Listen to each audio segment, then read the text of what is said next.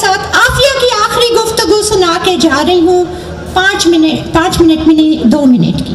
عافیہ نے اپنا ایک خواب سنایا امی سے اس نے کہا یہ آخری فون کال ہے جو ہمارے عافیہ سے ہوئی ہے، اس کے بعد عافیہ سے ہماری بات نہیں ہوئی ہے۔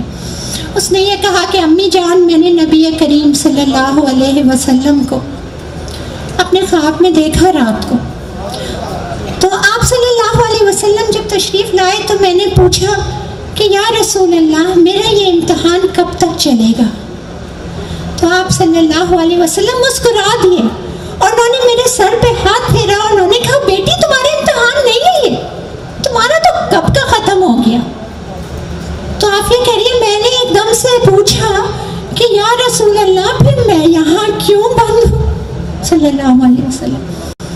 تو آپ صلی اللہ علیہ وسلم کی آنکھیں نم ہو گئی، ان کے آنسو تھے آنکھوں میں اور آہستہ سے بولے، اور عافیہ رونے لگی تھی اس وقت اور بولی میں نے کیوں یہ سوال کر لیا، مگر آقا صلی اللہ علیہ وسلم کا جواب سن لیجئے جس سے ان کی آنکھوں میں آنسو تھے، اور وہ جواب یہ تھا کہ بیٹی یہ امت کا امتحان ہے، یہ امت کا امتحان ہے۔ اعوذ باللہ من الشیطان الرجیم، بسم اللہ الرحمن الرحیم۔ رب اشرح لی صدری ویسر لی امری واحلل عقدۃ من لسانی یفقہوا قولی۔ ربی ادخلنی مدخل صدق واخرجنی مخرج صدق واجعل لی من لدنک سلطانا نصیرا۔ بسم اللہ الرحمن الرحیم۔ جناب بہت ہی محترم شہید سیالوی بھائی اور غازی ممتاز قادری شہید اور ہمارے غازی، ان کے بھائی محترم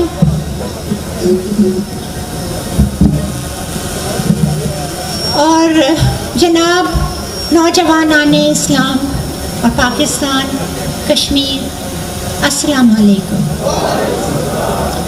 میں آج بہت مشہور ہوں آپ لوگوں کی، اور مجھے یہ بھی اندازہ ہے کہ آپ لوگ بہت دیر سے یہاں بیٹھے ہیں اور ٹھنڈ بھی زیادہ ہوتی جا رہی ہے، اور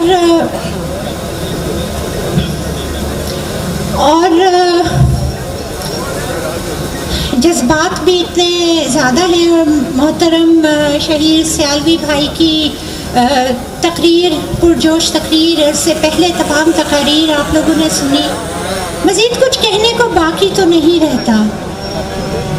میں صرف ایک چیز کہوں گی کہ سورہ توبہ کی 24ویں آیت ہے جس کا مفہوم کچھ اس طرح سے ہے، میں نے نکالا تھا لیکن وہ پتہ نہیں اسی وقت فون جو ہے وہ بلیک آؤٹ ہو گیا کہ میں وہی پڑھ کے سنا دوں گی، لیکن اس کا مفہوم کچھ اسی طرح سے ہے کہ اپنے والدین، اپنی اولاد، اپنے بھائی، اپنی بہن، اپنے خاندان، اپنے مال، اپنے گھر جن میں تم رہتے ہو اور تمہیں پیارے ہیں، اور وہ تجارت جو تم کرتے ہو جس کے کھو جانے کا خوف ہوتا ہے، اگر اس سب سے زیادہ پیارا اللہ اور رسول نہیں ہے تو پھر تیار ہو جاؤ اس عظیم عذاب کے، اور ہدایت سے تم محروم ہو جاؤ گے۔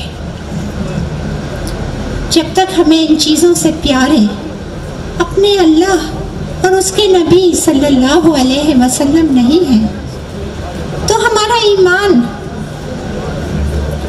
ایمان بھی کامل نہیں ہو سکتا۔ خدا شاہد ہے کہ کامل میرا ایمان ہو نہیں سکتا، نہ مر مٹوں جب خواجہ یثرب کی عزت پر۔ ہاں، میں نے اخبار میں خبر پڑھی کہ خادم رضوی صاحب یہ چاہتے ہیں کہ فرانس کے سفیر کو بھیج دیا جائے۔ ان کے لیے یہ کہنا بہت آسان ہے، مگر ان کو یہ احساس نہیں ہے کہ پاکستان اقتصادی مشکلوں میں ہے and the economic fallback that you will have by doing this will be very bad. یہ ایک تبصرہ تھا اخبار میں، انگلش کا اخبار تھا. اس وقت میری یہ آیت ایک دم سے گونجی تھی اور میرا دل لرز اٹھا تھا کہ یا اللہ ہم خاموش کیوں بیٹھے ہیں. اللہ تعالیٰ تو کہتا ہے وہ تجارت جو تمہیں پیاری ہے، جس کے کھو جانے کا تمہیں خوف ہے، اگر اس سے زیادہ عزیز تمہیں میرا رسول، تمہیں اللہ اور اس کا رسول نہیں، تو عذاب کے لیے تیار ہو جائے. ایمان تو ہے ہی نہیں، ہدایت، محروم ہدایت سے. یہ سورہ توبہ کی 24ویں آیت ہے، یہ اس کا مفہوم ہے، یہ اللہ کا فرمان ہے. میں عافیہ میری بہن ہے، وہ حافظ قرآن، مفسر قرآن، اس کو قرآن ایسے حفظ تھا کہ ایک چیز میں کہوں کہ اس طرح کا مفہوم تھا، کہیں وہ پورے سے آنکھ و سباق کے ساتھ بتا دے گی کس کس جگہ قرآن میں یہ مفہوم آیا ہے اور کس انداز میں آیا ہے اور کیوں آیا ہے. افسوس کی بات کہ میں تو دنیاوی تعلیم میں ڈاکٹرز، وہ بھی اس نے بھی دنیاوی تعلیم حاصل کی لیکن اس نے کبھی قرآن کو نہیں چھوڑا. میں نے تو اب سمجھنے کی کوشش کی ہے. میں تو اس کی بہن کی وجہ سے آج آپ لوگ میری عزت کر رہے ہیں کہ میں اس کی بہن ہوں، لیکن کہاں وہ اور کہاں میں سب سے کہتی ہوں مجھے دیکھ کر عافیہ کو جج نہ کریں. وہ ایک بہت عظیم انسان تھی، اس کو تو 86 سال کی سزا ملی اور عدالت میں شیم شیم کے نعرے ہو رہے تھے. تو اس نے کیا کہا؟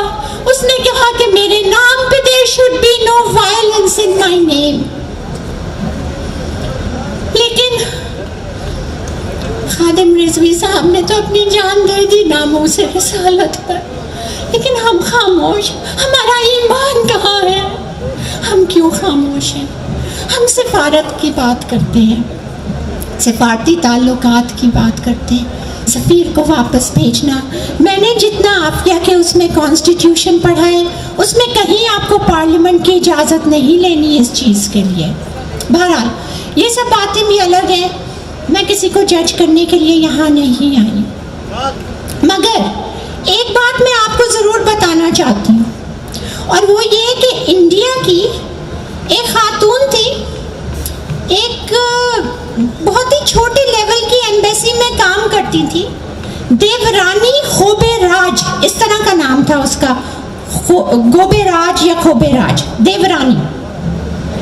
تو یہ دیورانی صاحبہ نے اپنی نوکرانی کے اوپر ظلم کیے. نوکرانی نے جا کے وہاں شکایت کر دی اور اس کو اس ظلم و ستم کے اس میں گرفتار کر لیا گیا. اس کو گرفتار کیا اور جیسا کہ وہاں وہ گرفتار کر کے ہر جو گورا نہیں ہے، وہ چاہے بلیک ہو، چاہے ہسپانوی ہو، چاہے براؤن ہو، تو اس کو وہ اسٹرپ سرچنگ کرتے ہیں، اس عورت کو برہنہ سرچ کرتے ہیں. اس کے ساتھ بھی ایسا ہی کیا. آپ سوچیں کہ روزانہ آپ کی بہن عافیہ کے ساتھ بھی یہ ہو رہا ہے. انڈیا کی پوری مشینری حرکت میں آ گئی. تو ہماری ایک عورت، ایک نوکرانی ہی صحیح، ایک نوکرانی کی بھی عزت ہمارے لیے بڑی ہے. منموہن سنگھ تھے اس وقت، اور انہوں نے فوراً اسی وقت یہ خبر ملتے ہی احتجاج کیا، سفیر کو بلایا، اس سے اس کی ڈپلومیٹک امیونٹی کا کارڈ ہوتا ہے سفارتکاروں کے پاس کہ جس سے کہ وہ کوئی جرم کریں یا کچھ کریں تو ان کے اوپر کوئی مقدمہ نہیں کر سکتے. وہ کارڈ اس سے لیا فوراً، اور کیا کیا؟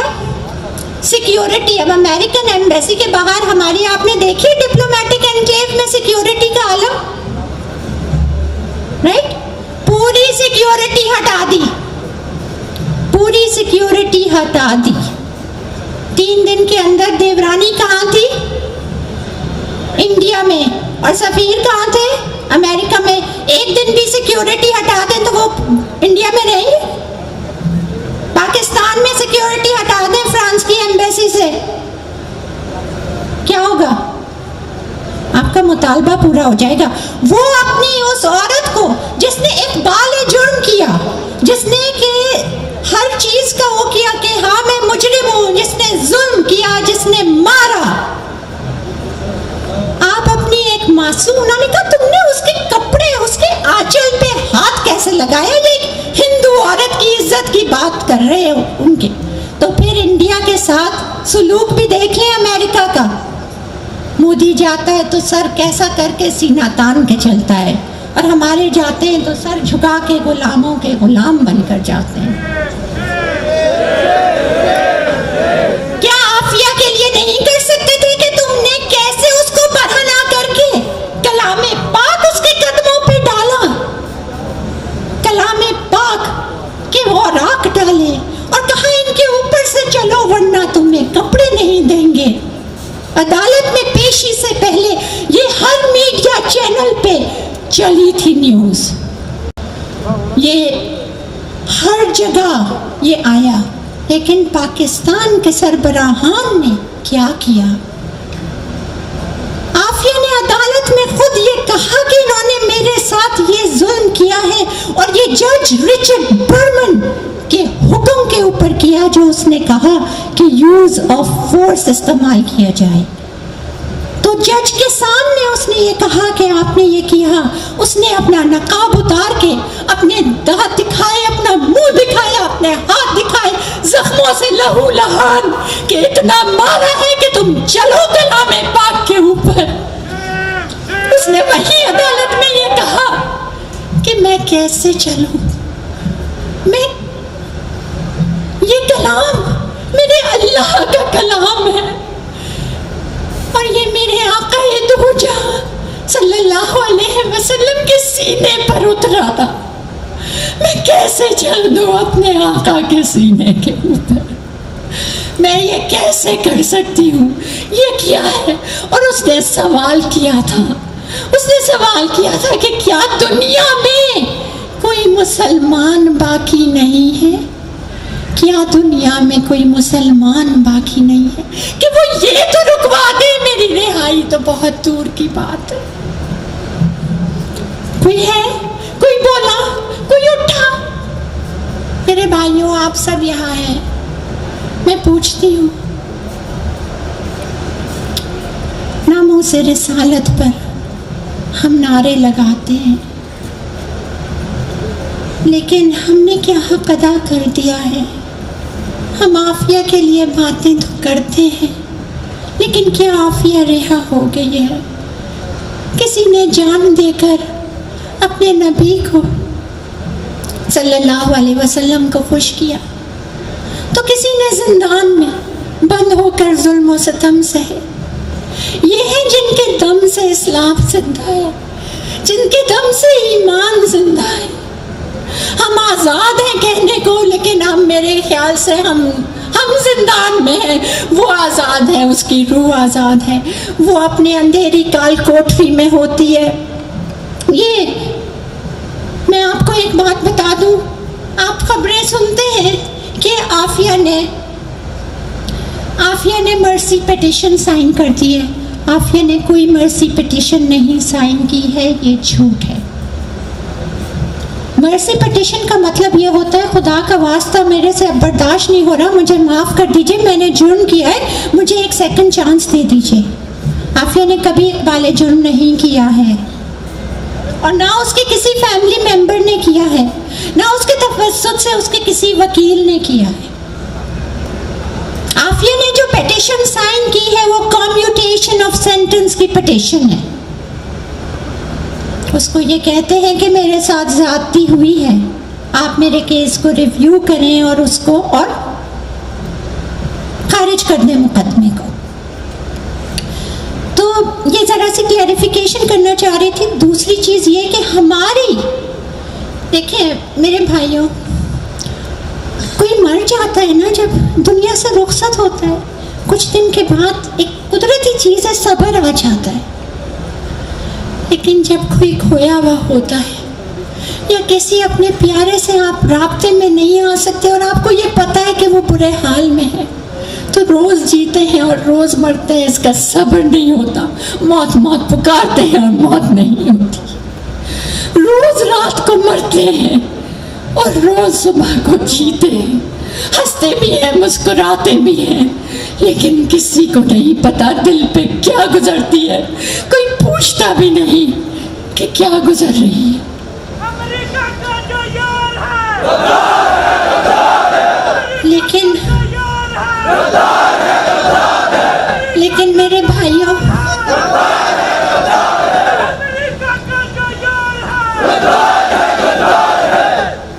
پچھلے 3.5 سال 3.5 years سے ہم نے عافیہ کی آواز بھی نہیں سنی ہے.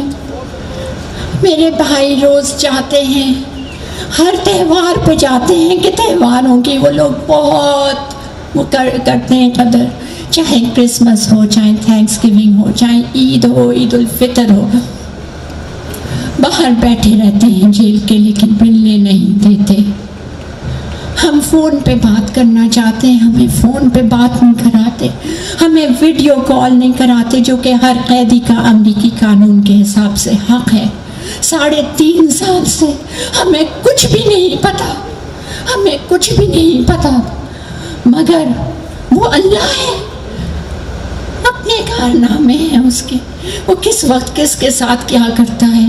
فون آتا ہے ہماری امی کے پاس، اور ایک آدمی انگریزی میں بات کرتا ہے. امی نے مجھے دیا کہ فوزیہ یہ کیا بات کر رہا ہے، عافیہ کا نام لے رہا ہے، اللہ خیر کرے، کیا ہو گیا، جیل سے بول رہا ہے. تو اس نے یہ کہا کہ میں جیل کا ایک سپاہی ہوں. عافیہ ایک خواتین کی جیل میں ہے جہاں سارے خواتین وہ ہوتے ہیں، رات کو پہرے کے لیے مرد باہر کھڑے ہوتے ہیں. اندھیری کال کوٹری میں قید تنہائی میں ہے. تو اس اندھیری کال کوٹری میں اس نے کہا کہ روزانہ روشنی ہو جاتی.